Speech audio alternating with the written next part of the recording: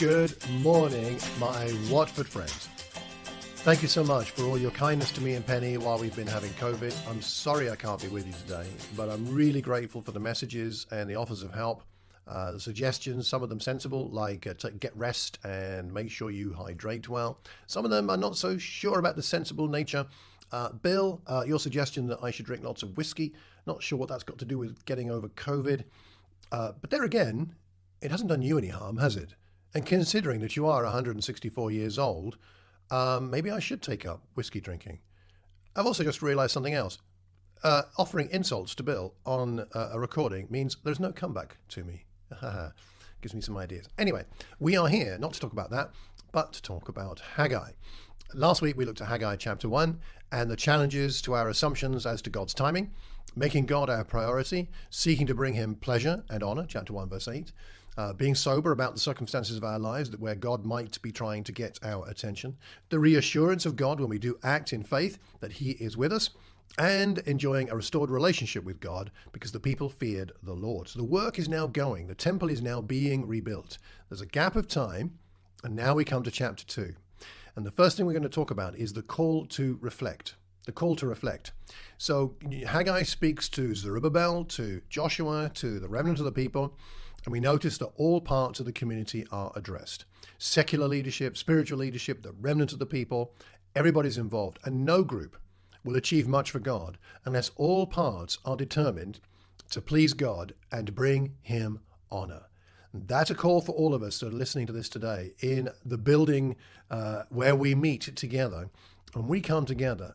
The one thing that's more important than anything else is that we have a loyalty to God, that we desire to bring him pleasure and honor, and that we will all play our part. You might think your part is small, but it is not.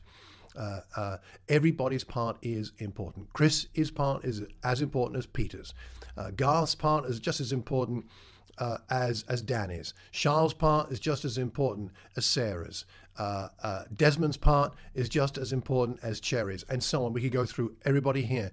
Different roles, everybody important. All of us need to be aligned in the same way to honor and please God by using our gifts, energy, time, resources, whatever we have, to build for God. Let's call each other to play our part. Then Haggai offers some questions to his hearers.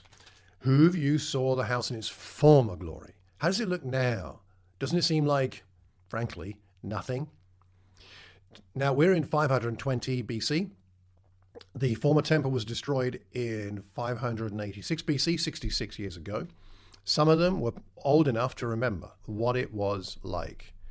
And it may have been discouraging to them. The former temple was glorious. It was Solomon's temple. It was one of the wonders of the world. This pile of rubble that's now slowly being rebuilt is going to be smaller. It's not going to look as good. It won't be Solomon's temple. Perhaps they were discouraged, looking at the past and then the current situation and envisaging a future for the temple that didn't look as glorious as the past. Perhaps also the work had begun to lose momentum, and as the scale of the task became clearer, and that possibility grew that the new temple may not be as glorious as the old one, I wonder if they were losing heart. You and I can be similarly affected. Depending on our view of the past, the current state of the church, and our vision for the future, as we work for God, and sometimes it is laborious and tiring and the rewards don't come very quickly, we can get a little disillusioned. Is it worth it? All this teaching in children's ministry, all these Sundays I turn up and sing or serve, or the things I do behind the scenes, the people I visit and the people I pray for, is it really worth it? Those little offers of help, is it really worth it? Well, if we're comparing the present with the past, it can be unhelpful because the present is not meant to be a repetition of the past. God isn't asking them to build the same temple. He's asking them to build him. He's asking, them in their context and time, to build him, God, now, a temple now for God's people now, for him now. He's not saying you have to reproduce the glory of the past.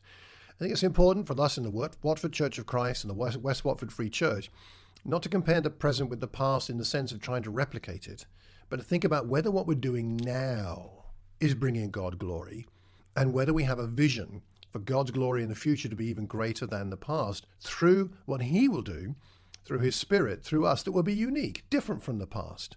maybe connected to it, but different and glorious in a new way. And we're going to talk more about that in a minute. But the glory doesn't have to be the same as the past. What we do now must glorify God. We don't have to go back to the past. We need to go forward with hope. And I think that's the big question here, is how hopeful and faithful, you could say, are we about the future of the church? And can we be honest if there's doubt and discouragement in our hearts? It's not a sin to be discouraged. It's important to be honest about it. Bear in mind, God can handle whatever you are feeling. After the call to reflect, then, we have the call to courage, where Haggai says, be strong. Be strong, all to Zerubbabel, to Joshua, and be strong, all the people of the land. And work, by the way, for I am with you. He says, but now make a decision. I don't often do this, but I would say this. Any of us today, no matter how doubtful, fearful, disillusioned you may feel today, you can make a decision now. You can make a decision now to be strong. Strong in the Lord's strength, not your own strength. And being strong doesn't solve everything, but you can choose that, because the command here is, but now be strong. Not next week, not after you've had 6 more prayer times, but now be strong because I am with you, God says. So it's a statement of faith. It's a request or command of faith. It doesn't matter what the past was like or how we feel about it or what we think it all signifies. What matters is what decision we make here and now, confronted with the word of God. The be strong command reminds me of Joshua chapter 1, when Joshua's going into the promised land, and he's told, be strong and courageous. He didn't feel it, I think. Otherwise, why tell him? Here we have be strong 3 times for Zerubbabel, for Joshua, for all the people of the land. Clearly, there needs to be an emphasis because they're feeling the challenge. And all parts of the community need to make that same decision.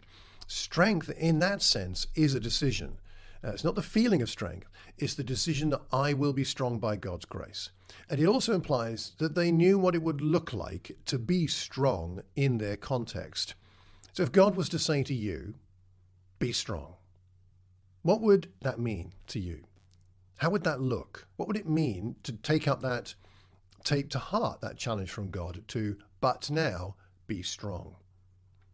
And then he says, work, for I am with you. So that's the wonderful thing about this. It's not us on our own.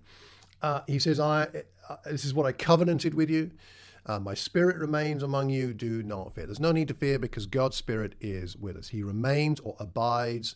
In other words, you might have thought I'd abandoned you, but I am still with you despite your rebellion and the realities of your challenges. Do not fear. Whatever they're fearing, maybe the king will reverse his decision to allow them back to the land. Perhaps they fear standing out by finishing the temple because they're still a minority in the land. Perhaps they're fearing the compromise of their personal comfort. Perhaps they fear they will run out of resources. And let's face it, we're all a bit worried about resources right now, whether it's gas, electricity, money to pay the mortgage. There's a lot of challenges in this, and we've got to be honest about that and realistic about the fact those challenges exist. But getting petrified in fear about them and then failing to have faith and trust in God to be strong in him and work for him doesn't solve those problems. It only magnifies them and paralyzes us and gets us focused on the things that we can't control. So there's a lot of fears here. We don't have to fear because God is indeed with us. And then the final call here, after the first 2, the call to reflect and the call to strength and courage, is the call to trust. In verse 6, he says, I'm going to shake the heavens and the earth, the sea and the dry land. I'm going to shake the nations.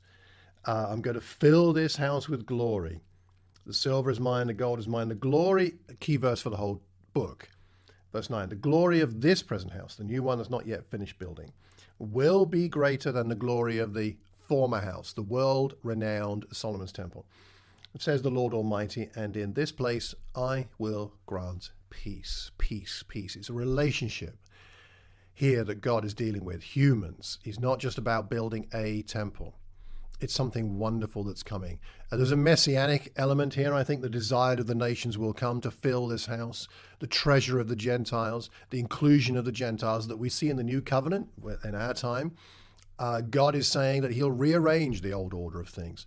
And ultimately, of course, when Jesus comes and enters the temple as the living temple, he cleanses the temple, brings the living water and the powerful truth of God that will change the world. That's what's coming. And that's why ultimately the glory of the temple in the future is going to be greater than the glory of the temple in the past, because Jesus was not in that temple, but Jesus is now present as the temple, bringing God's relationship with humankind to every single human being. So we don't need a physical temple anymore. We have a spiritual temple. It's a wonderful promise, a tremendous vision. God's saying that the future is greater than the past. He defines what is greater. The future may not be as wealthy as the past. The future may not be as big as the past, but the future will be greater because God will ensure that in his way of what great really means. And he will grant peace. Why does he mention peace here now at the end of this section? Could it be that the fear of reprisals has frightened the people? Maybe they're also afraid that their delays in rebuilding the temple have angered God. They know how God dealt with the desert rebellions and the idolatry of Israel's past. Are they worried he won't forgive them? But the promise of peace here stands because God has faith in his people, sometimes perhaps when they don't even have faith in themselves. And I think that's a good and beautiful thing about God. He believes in you more than you do. He believes in you more than any other person has. Perhaps you had a parent or a teacher or a coach who believed in you more than you did, and believed in you and said, you can do this and you can do that and you can achieve this and you can achieve that and you can overcome this. And we value those people. I've had people like that in my life. I still do. I'm grateful.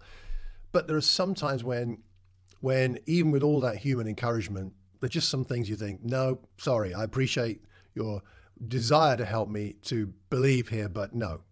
But yet God has ultimate belief in us. He trusts you and me to build his church. I mean, who are we? But he trusts you and me to be adequate in Watford, in West Watford, to do what he wants us to do. And wherever we live, in Aylesbury and Chesham and Chorleywood and wherever. He believes in you. He doesn't just believe in it. He doesn't believe in an institution. He believes in you. He believes in his family, his body, the church. And that's what's going on here. He says, I'm going to give you peace. It's going to work out. Something greater is coming than has ever been seen before. And it's coming through you, Zerubbabel and Joshua and the remnant of the people. You people who did nothing for 15 years? Right. It's you I've chosen. And you are adequate. And my strength is going to be in you if you choose it. And my spirit is with you. My promises have not failed. I'm not abandoning you. I believe in you. And I hope if nothing else comes across today, that you'll take that to heart. There is a time to reflect. There's a time to decide to have courage. There's a time to decide to trust God and take on his vision. God always has a vision. And so we're going to finish today by listening to a song that I came across on my personal spiritual retreat. I downloaded an album from one of my favorite groups called Point of Grace, and this song really stuck with me. And so I've put it at the end of the sermon with the lyrics so you can listen to it. And it's a song called He Believes in You, as in God believes in us. Let's listen to this together, and then I'll let Dan take over from that point. Thanks again for listening and praying for me and Penny. I hope to be with you again really soon. Take care of yourselves, and I hope you enjoy the song and the message of the song, and really listen to it as God speaking to you.